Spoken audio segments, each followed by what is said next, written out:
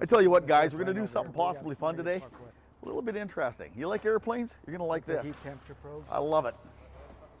I tell you what, I like it in here already. Steve. Yes, sir. Hey, how you doing, man? Hey, how you doing, man? We were looking around there. We took a break from Pornhub and we were looking around on some other stuff. And we seen a picture. You take guys for airplanes and this. I'm taking this that airplane right there. Yep, that's a Stearman. I give rides in it. What year is this? What year is it? It's 1941. I like that year. I tell you what, my friends. You got some interesting stuff in here, hey? Yeah. We got the stuff you see in the hangar. What is this plane hanging from the roof here? There's the two of them. One of them's a Swift project. That's the silver one on the end. It's just pieces and parts. Someday it'll be resurrected to life. The other one is a P-51 kit plane that was 50% scale. Well, that one right there. Yeah. We have all the stuff for it, and it has actually flown. We picked it up just as a static display, kind of. I see you got a brand new engine here. Yeah. I noticed something fairly interesting. The valve train on this. Did you use lash caps on it, right? Or do you screw them down and adjust for valve clearance? They just float on top of the valve stem, and it gives a little bit of insulating factor for the heat. It's on your exhaust valve. Now, I tell you what, that's just on the exhaust valve. Yes. See, back in the automotive industry back in the day, like on an old Chevy, they used to have a sodium cool valve on it for the heat factor on it. Yeah. So they just use, okay, just dissipates the heat a little bit, eh? Yes. And nothing on the intake valve then. That's correct. And they just adjust up normally with a rocker and a screw on the end of it? No, these are just all hydraulic. Oh, no shit, Yeah. they're hydraulic. Yep. Okay. What is this motor? How many horsepower is this engine? This is 150 horsepower. This is 0320 E2A. This is what I specialize in. This is my forte is the 4-cylinder Lycoming. So interesting. I just got done building this weekend. Okay, this is the motor you built then? Yes. Now again, how many hours is this motor good for? 2,000 hours minimum. Now how long does, does it take you to burn 2,000 hours up? I guess how much you fly, but on an average, what, a year, 2 years? Flight school, flying every day, you'll burn one up in a year and a half, 2 years. Interesting. So if you're a homeowner and just your everyday machine, it's probably good for 10 years. 10 years, yeah, that's a good factor. New parts still available? Jugs and stuff? Absolutely. Everything's new. What's a jug? What's a jug worth?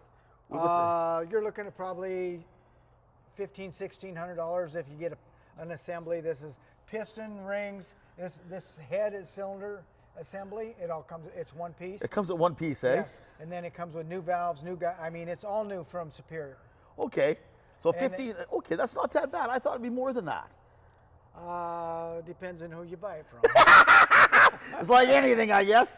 But again, and the year of this motor, how old is this motor? I believe this engine was manufactured in 1967.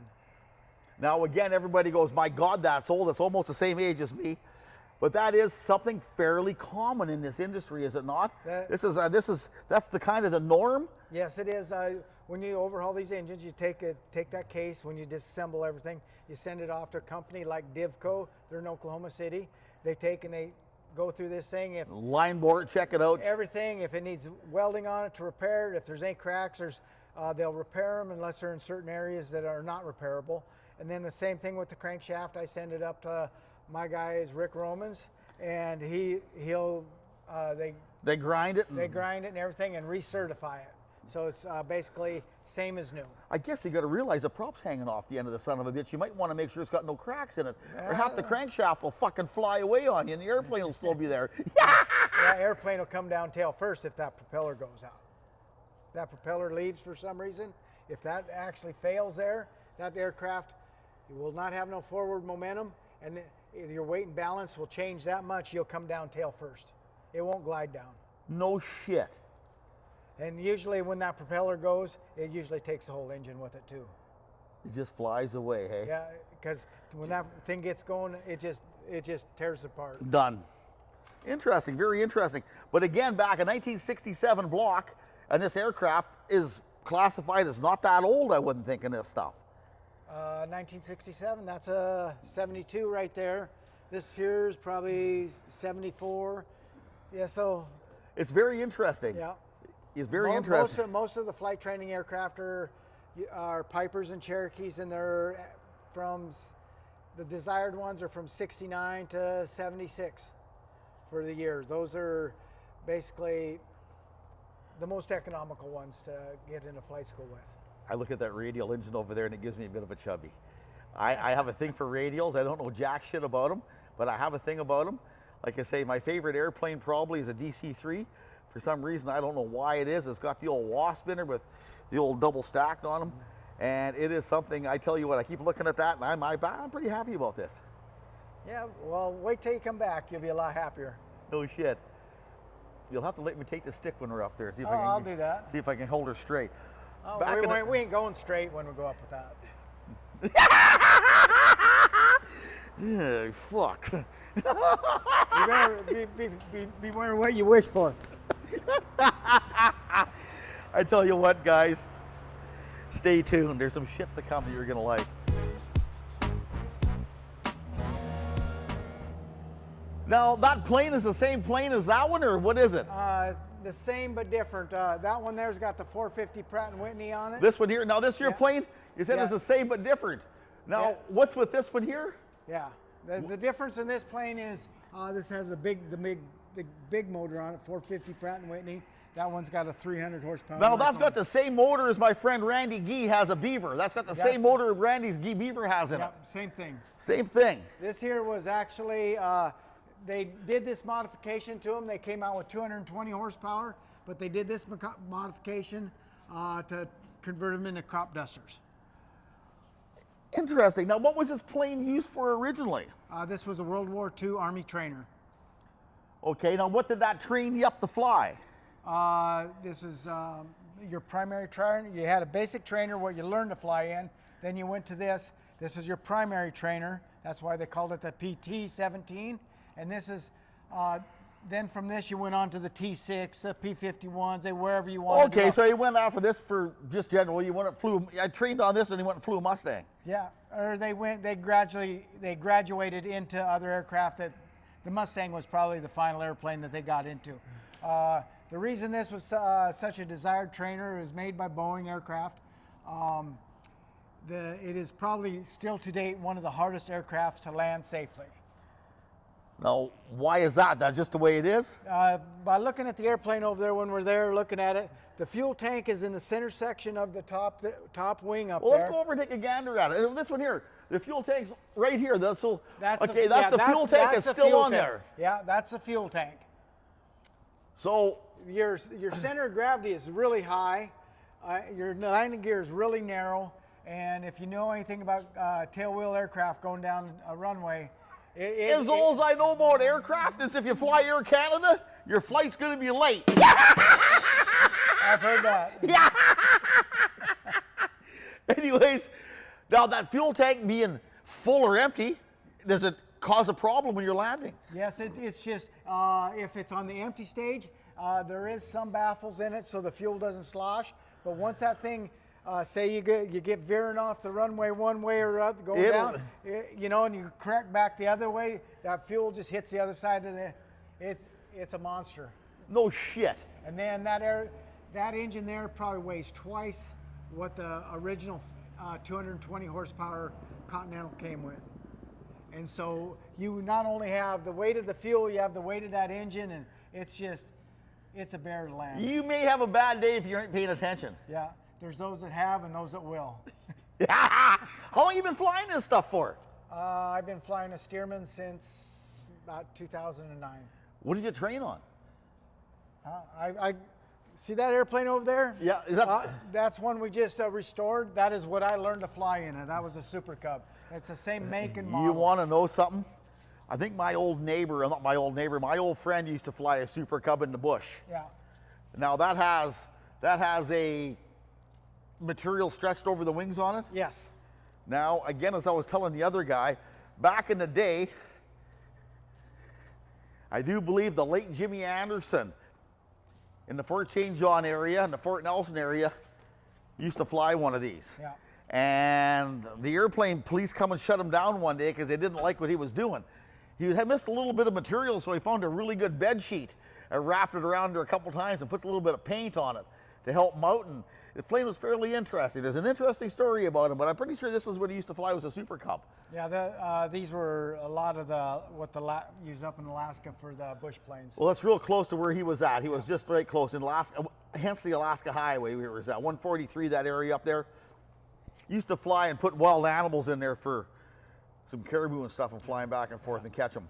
That has been known to happen. And like I say, you'll see a lot of them repaired with duct tape. It's not uncommon if they go by a tree branch or something and get a tear and replace with duct tape. Is that right, eh? So then his story about putting bed sheets around there isn't that fabled. You can see him putting a bed sheet around there and painting her up. I could see if this fabric got tore off and just complete just to complete the wing so he could fly. Interesting.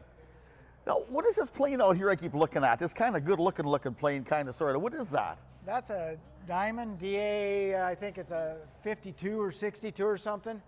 62. Is it fast? Yeah, it's very fast. Them are diesel engines on it. They're what?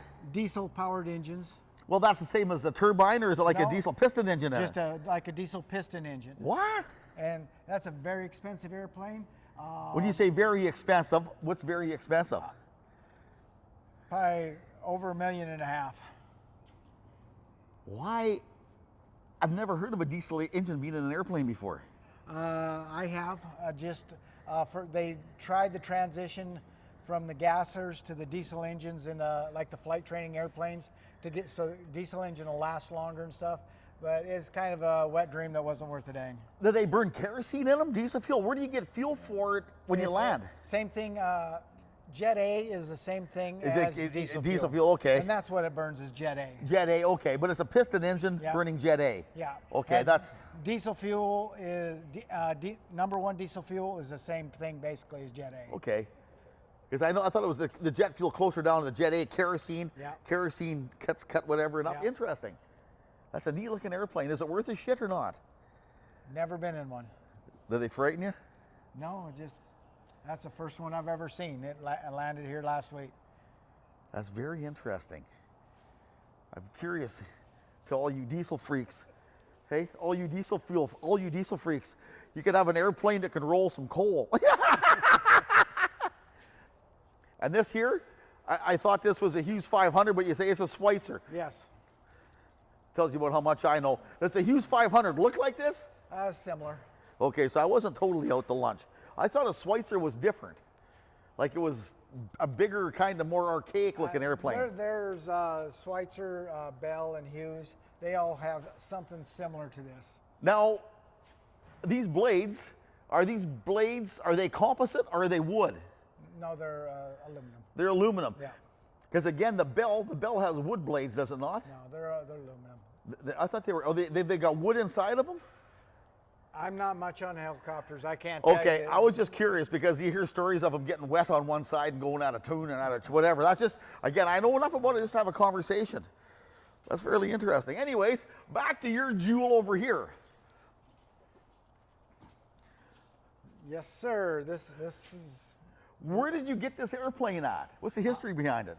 The history was it was a trainer during World War II up in Atlanta, in the Georgia area. Okay. And I don't believe that it's ever been converted to a crop duster, because after World War II, there was a lot of these airplanes around. I don't know if they were all converted, but this one doesn't look like it's been converted to a crop duster at one time.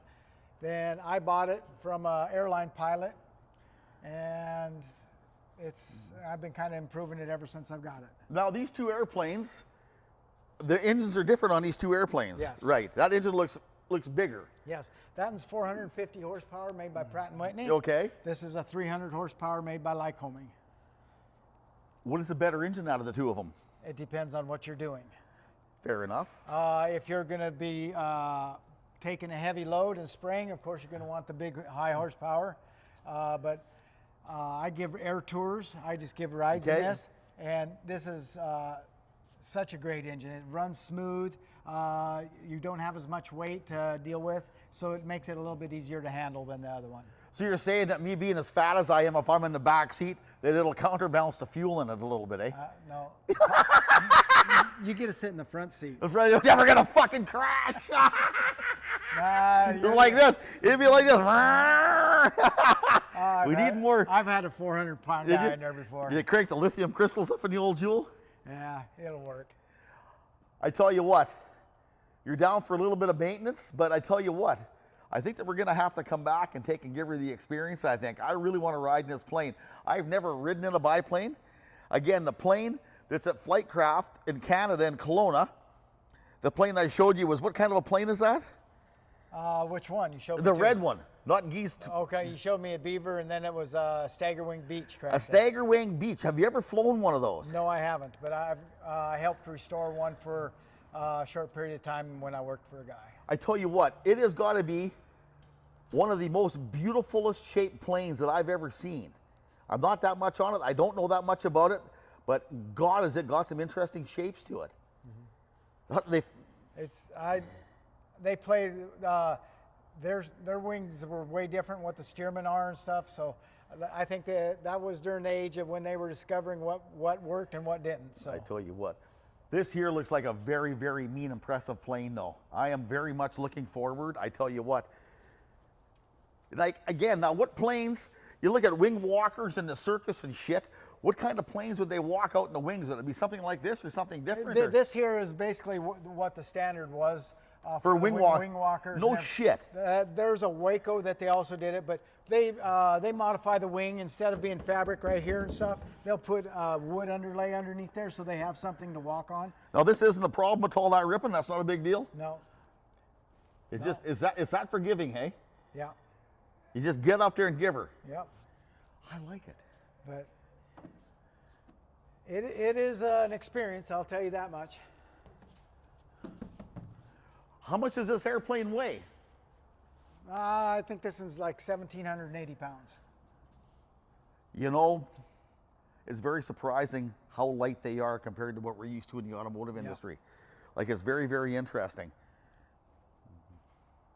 I tell you what, 1941. It's had a little bit of work done to it. Oh yeah, it sure has.